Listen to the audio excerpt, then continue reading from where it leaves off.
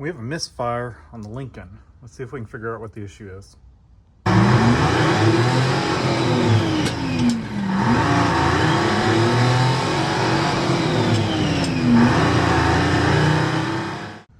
All right, so I've got probably a couple hundred miles on the Lincoln since, the rebuild, and it's been fine.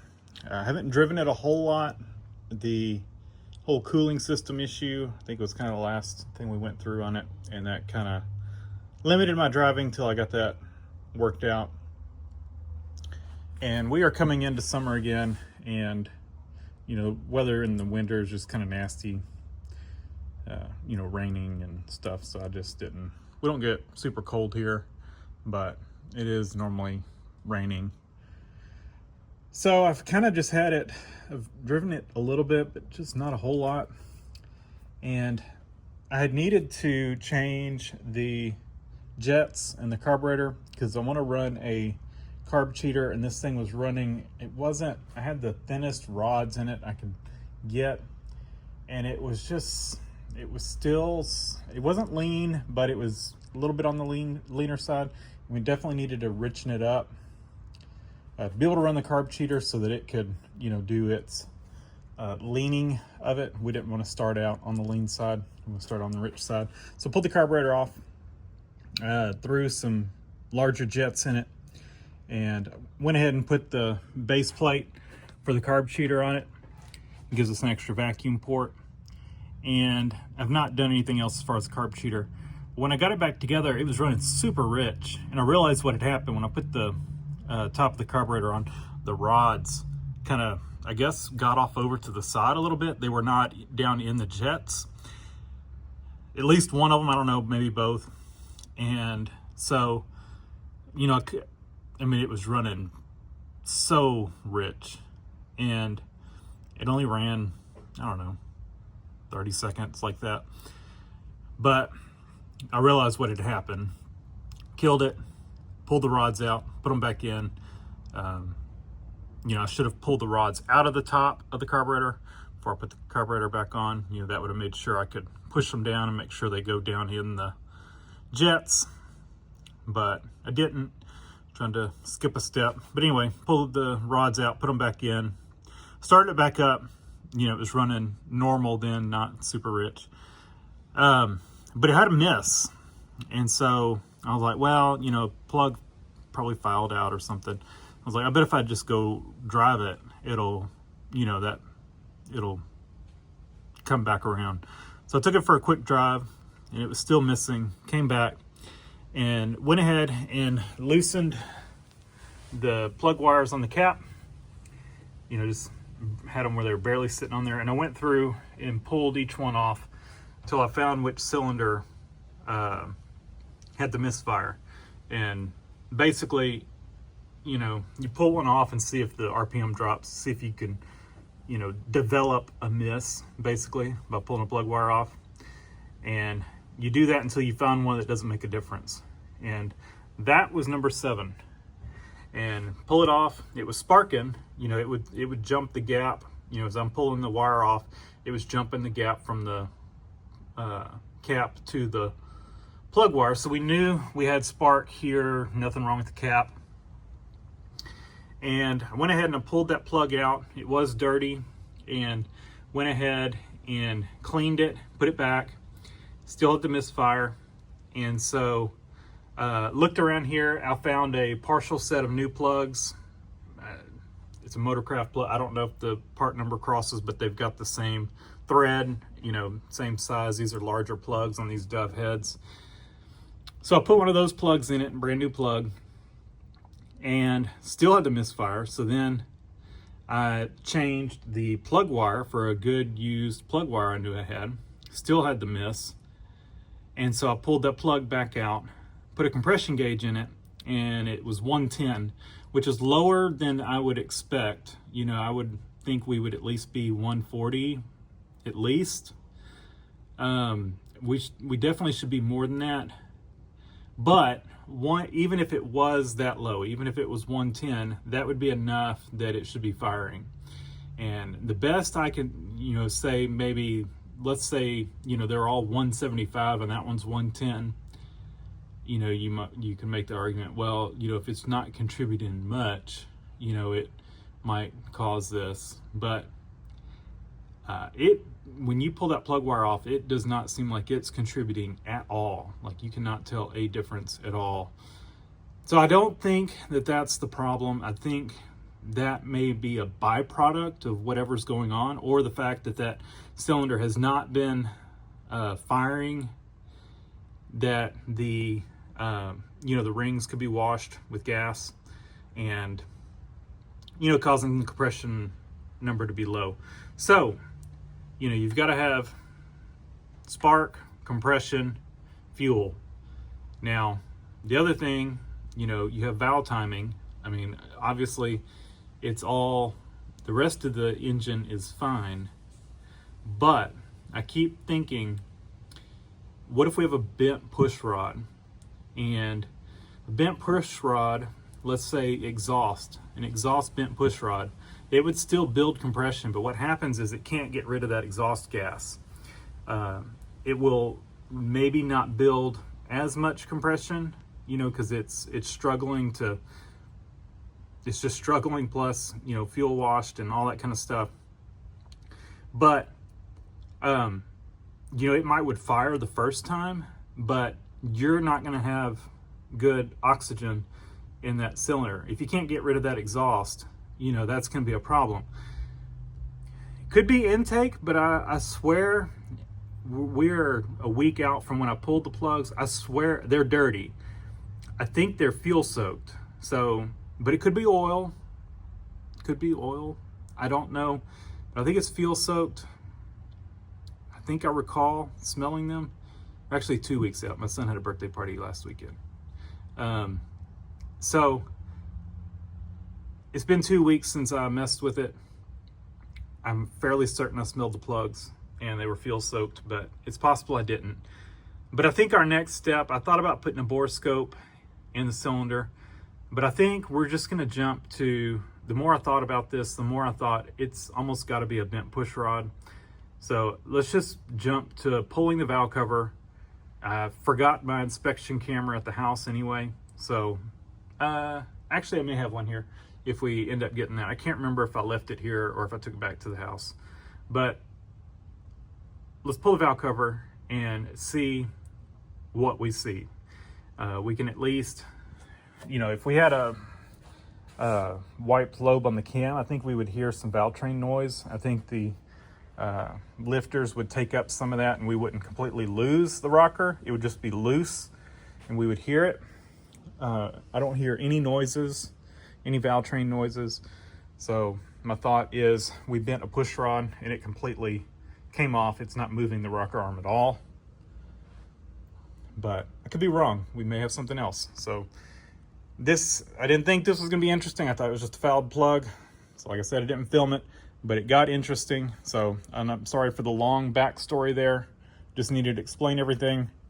Let me pull the valve cover and I'll bring y'all back and we'll see what we find. Oh man, things got much more interesting. I don't think you will ever guess what I just found. Before I show it, go ahead, pause the video, leave a comment on what you think the problem is. I have never seen this before. Have you made your comment yet? I'm waiting. Leave that comment. All right. What's your guesses? Look at that. I have never seen a rocker arm break. We'll have to pull our push rod out, but wow. Now these are stock rocker arms and, you know, we are running, you know, a higher lift cam, but we're not running, you know, a super high lift cam or super heavy valve springs. So I'm not really sure, you know, maybe this was one that just had an issue. I think we will replace it,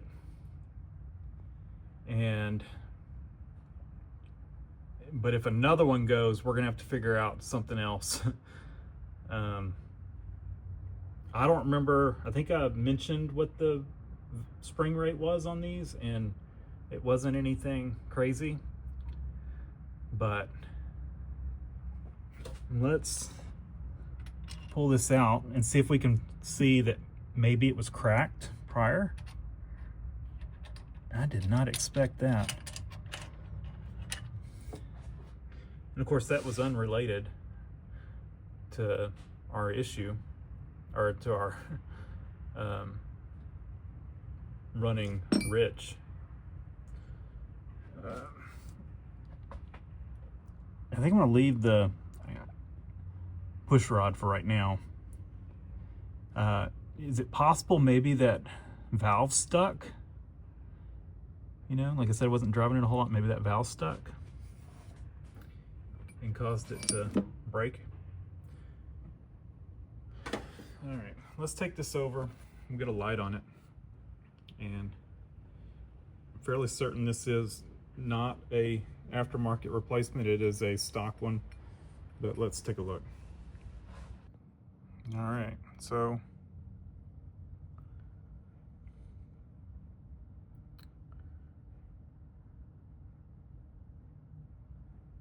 I am not seeing anything. A little spot there, some porosity.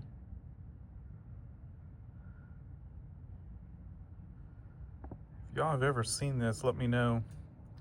I verified we are not bottoming out the rocker arm. You know, we don't have so much lift that it's basically, you know, bottoming out here. And you can see, you know, that's not like all shiny or anything like it was bottoming it out or anything.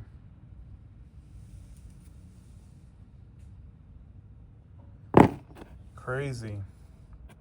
Well, let me get some JB weld and we will put this thing back together. No, I'm joking. Wow. Look at that. Well, let me see what I can do to find a replacement.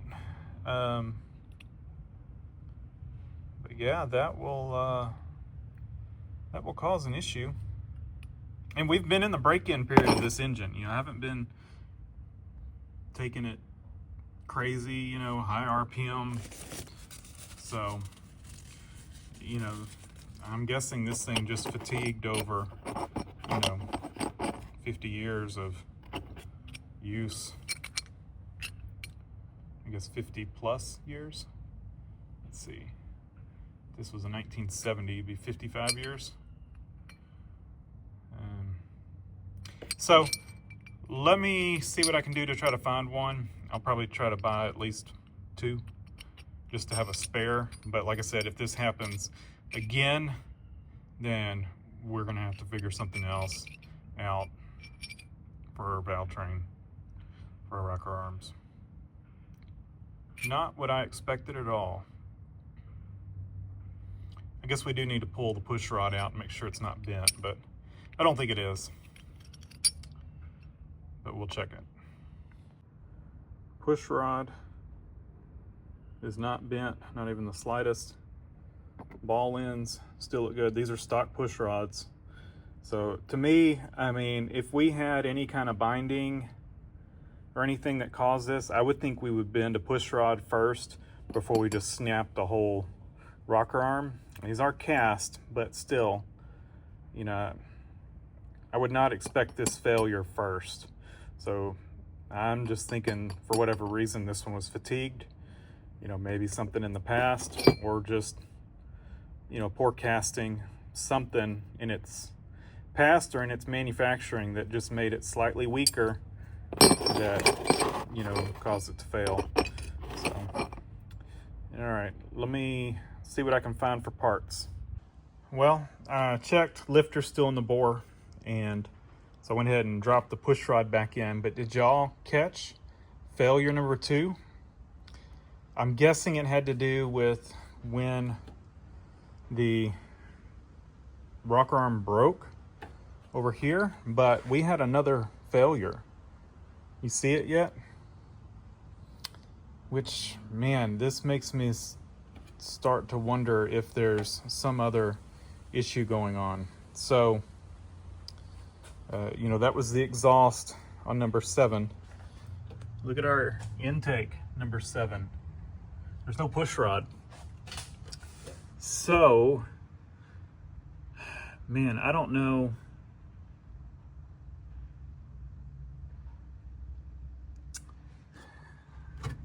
I mean, it's down in the valley somewhere. We're gonna try to get a magnet and see if we can fish that thing out. This has really got me wondering what is going on, what happened here. It's so odd that it's 2 failures on number 7.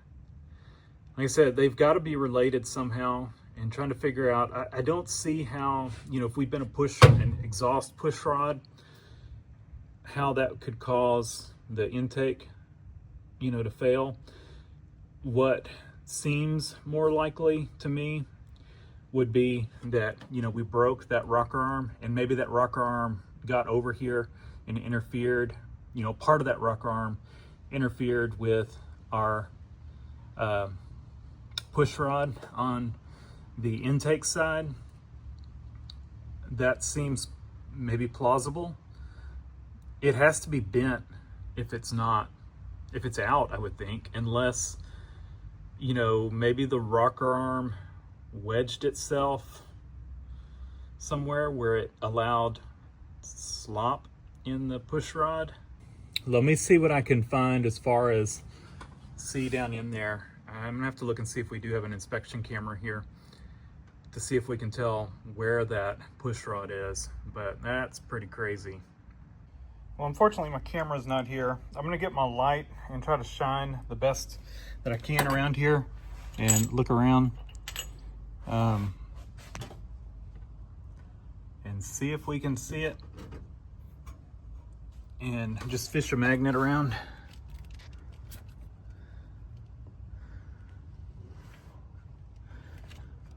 But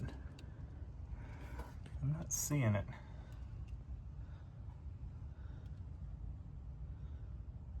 Oh, I don't know if that's a shadow. I'm either seeing the push rod or a shadow. Let's we'll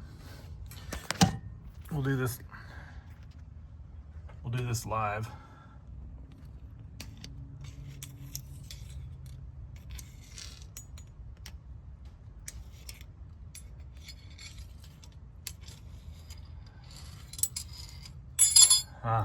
We bent a push rod.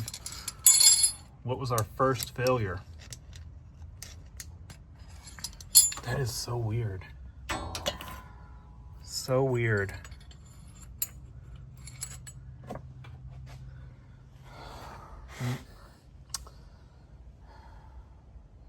Did this thing somehow, I mean, if these were on the same cylinder or on the same valve, I could understand, you know, maybe somehow causing this issue, but how did this happen? Y'all let me know what you think happened here. And what was the first failure? I would not think that this would have been the first failure. You know, it makes sense to me that, you know, maybe something happened with the rocker arm first. Then a piece of it got over on the other side and wedged it.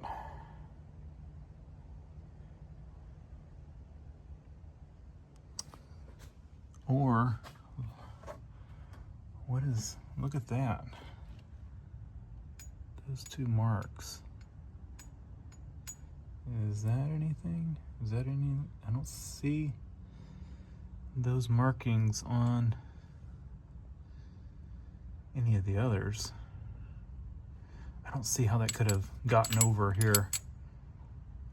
Let's get I don't see how that could be the case? Let me get the rocker arm. All right, so this would have been, there's no way that got over there. No, that couldn't have happened. I don't know what that mark is. Some kind of, oh look, that one's got it. So,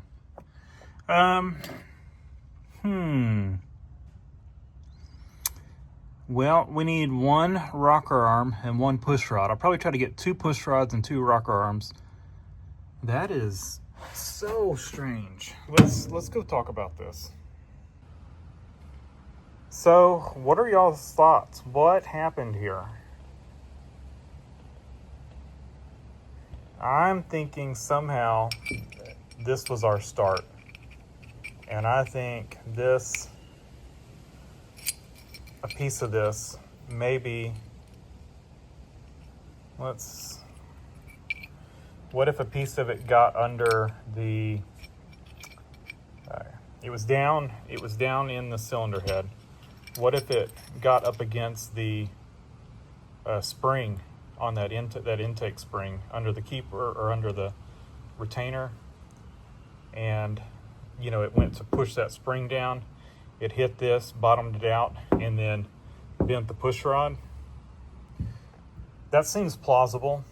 I think that's probably our likely scenario. The more I think about this, that if this was gonna interfere, I don't see how this could have caused this. But I think that this would be too weird unless we've got something going on the cylinder that, you know, caused, you know, the piston to smack the valves, causing this damage. But I mean, we still have compression, so it's not like we threw a rod, you know, up in there. Yeah, let's go play around under the intake or under the head and see if we can position these pieces where they would interfere with the spring. And we'll look on the spring for some witness marks of, you know, maybe where it was rubbing or something like that. All right, let's get our light and position it where we're looking down at that spring. I'm not seeing any markings on it, but the pieces of it I think were down here. I don't think they were on this side. I think they were, both pieces were on here. Let's just say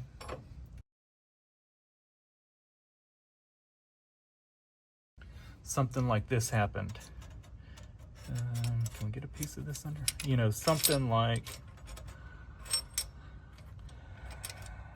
I'm gonna have to go back and look at the video and see how the pieces were arranged when I pulled them out. Like that, maybe? You know, that would cause that coil to bottom out against the, you know, it causes coil bind. Let's see if this piece, ooh, this one could definitely, let's see how it could definitely get under there. I mean, it can get all in here. We'll have to look back at the camera, but I would almost bet that's what happened, is part of this got wedged in the spring, caused coil bind. We'll have to check this rocker arm real good. But it's crazy that, you know, this push rod bent, you know, let's go back this, explain it this way. This rocker arm broke, but the push rod did not.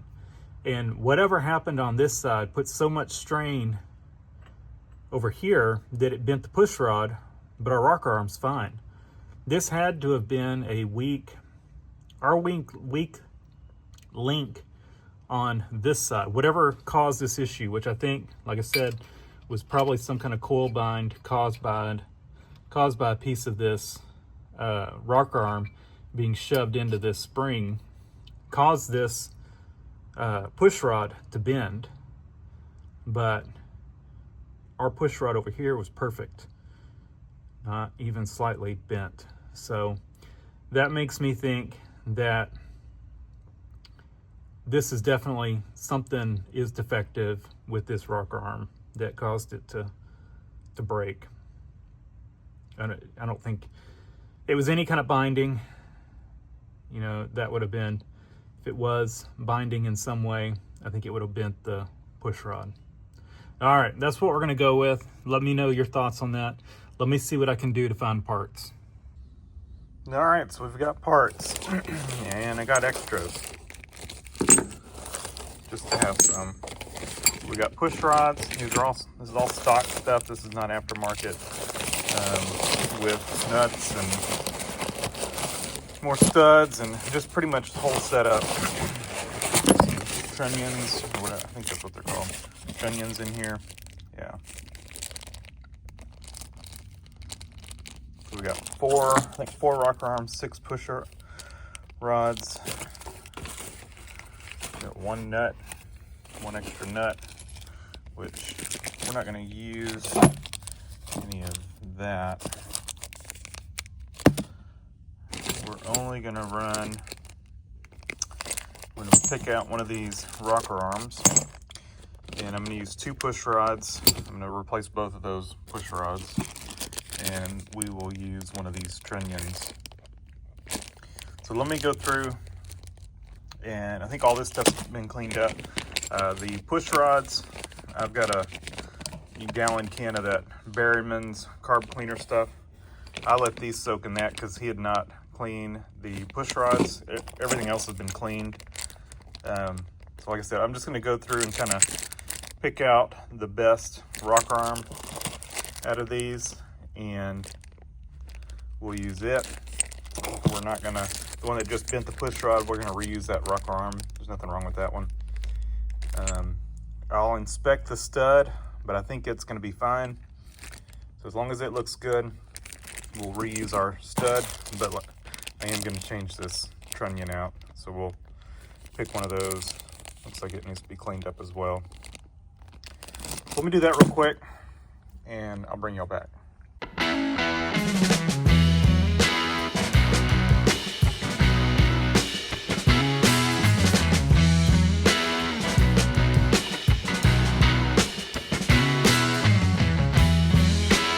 All right, it is back together. I'm gonna leave the valve cover off just for right now.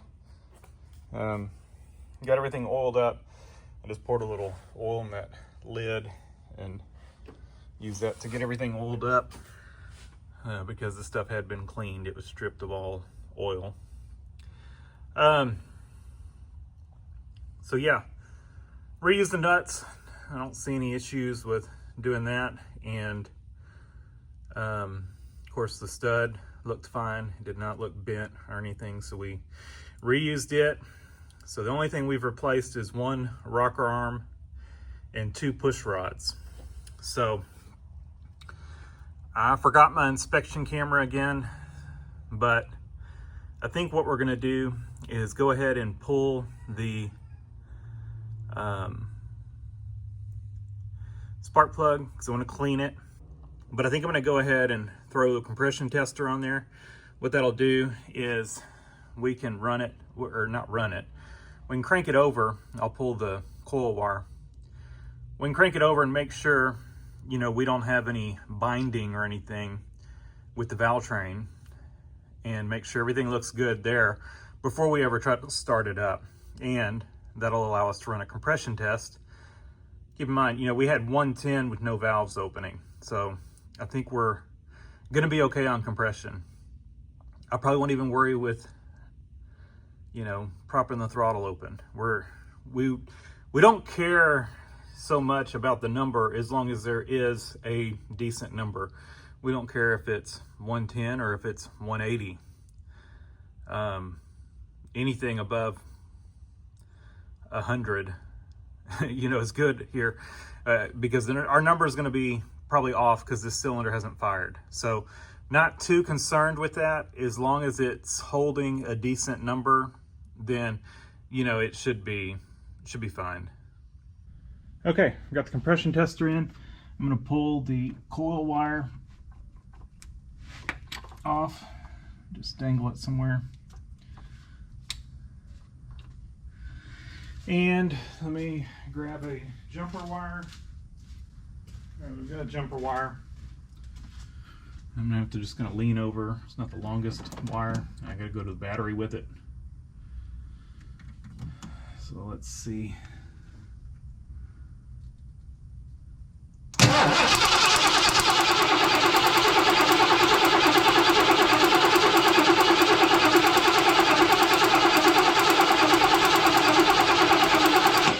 I see no issues there.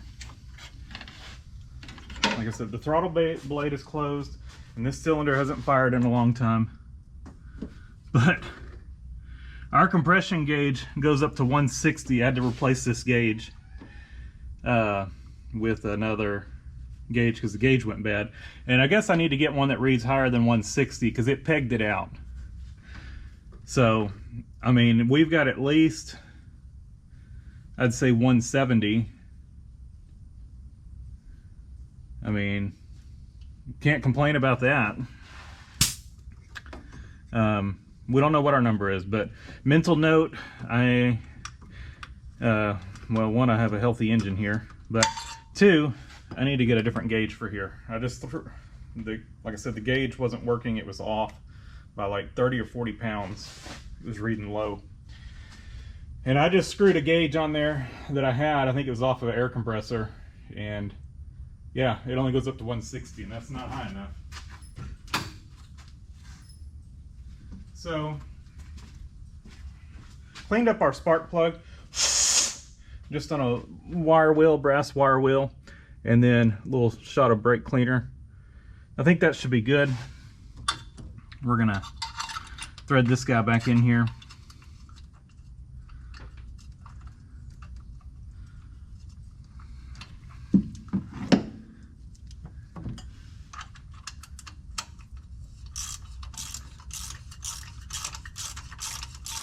But yeah, I mean, the valve train looked fine. It was moving like it should. I didn't see any binding. Our valves were going up and down. Yeah. Looking back at the pictures, the rocker arm was down right in here. And of course, the one with the bent push rod was over here. So I really don't know what happened because it looks like the pieces fell right in here. But it also is possible that one piece did fall over here and the spring did hit it, and maybe when it came undone or it shot that piece out and then it landed over here. I don't know. I really don't know, but I would say that the broken rocker arm had to have happened first. And I don't see any reason why it should have broke other than, you know, it's a 50-year-old part and it just decided it's time to go. That's my thought. Now, I was gonna look under here, see if I could see. I don't see anything. I was wondering if I could see any scratches, or, you know, where maybe that rocker arm did kind of fly up, break and fly up and hit the valve cover, but I don't see anything. All right. Make sure not to get our gasket pinched here.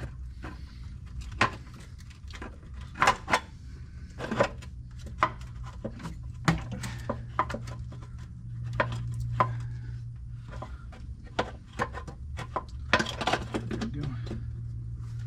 And we got a tie wrap here that's, there we go.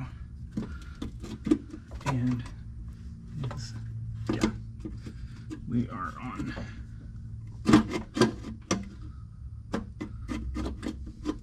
All right, give me a minute. I'll get the valve cover on, and then we'll start this thing up. All right, let's crank it up. Hasn't been started in a couple weeks while I was waiting for parts.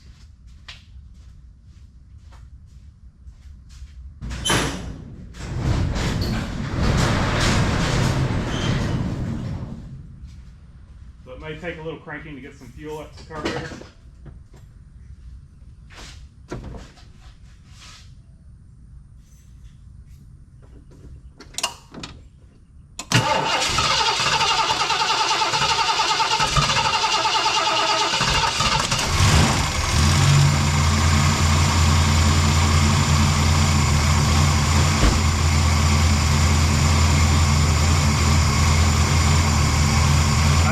need to check it.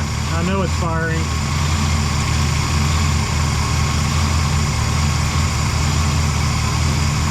Because you could definitely hear the mist before, but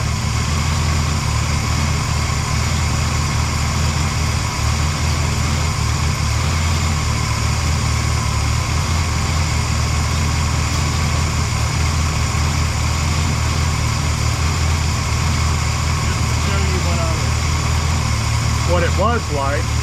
Let's find number 3. 1, 2, 3. I meant number 3 on that side. Number 7, technically. This is what it was running like. And see how it got better? It didn't before.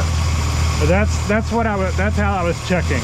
I was pulling them off one at a time, listening for an engine change, listening for it to develop a mist.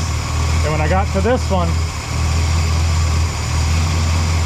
it didn't make a difference. Now keep in mind, if you're using some metal pliers, make sure they've got some good insulation. I use these little plastic hose pinch off plier things because they're plastic.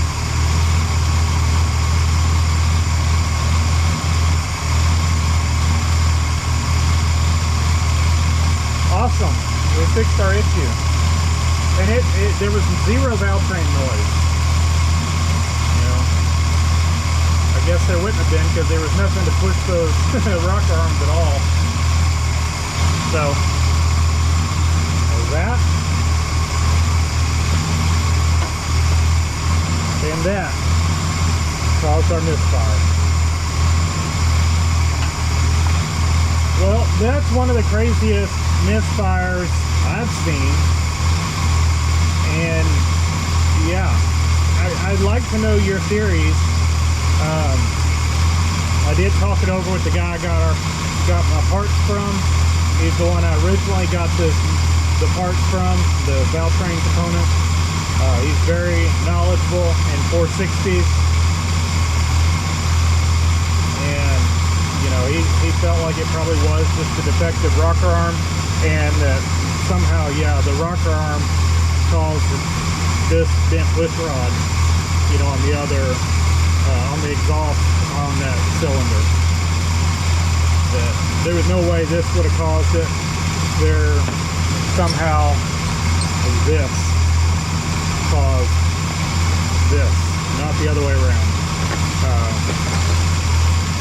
I'm not doing anything too extreme with this setup. You know, it's not like I'm pushing the limits of the stock rocker arms. You know, I've talked to him, he's done more extreme stuff with he built a lot of 460s. And, you know, he's done more extreme stuff with the stock valve train. So, I don't know. Just 50 years and this thing let go, and, you know, it took a push rod out with it. But yeah, let me know your theories down below, what happened, and also let me know any of the craziest things you've seen when you've opened up an engine. So thanks for watching. Leave a comment down below, hit the like button, and subscribe for more.